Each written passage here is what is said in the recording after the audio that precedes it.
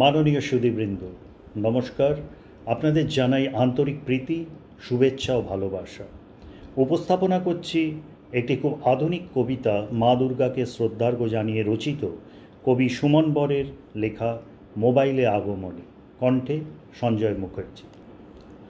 মাগো, তোমার আগমনের সংবাদ হয়েছে এখন মডার্ন।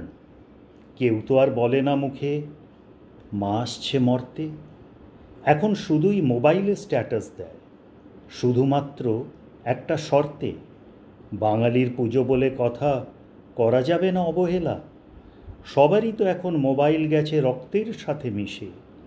ছিল না যখন মোবাইল লোক সমাজের হাতে, পুজোর কয়েক মাস আগেই দূর দূরান্ত থেকে একটাই শব্দ ভেসে আসতো কানে, মা আসবে মর্তে।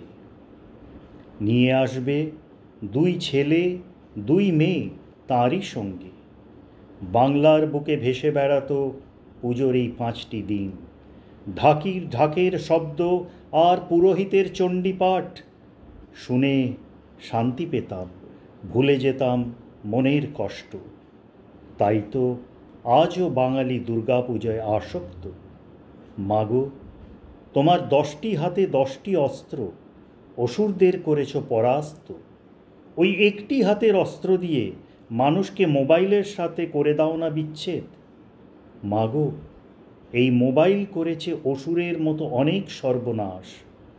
মোবাইলে ব্যস্ত পিতামাতার আদরে বঞ্চিত সন্তানের আর্তনাদ, করেছে কত ছাত্র জীবন শেষ, করেছে কত রহস্য ফাঁস। এই মোবাইল করেছে শুধুই সমাজের সর্বনাশ। মাগো, তুমি নতুন রূপে এসে করো এর বিনাশ।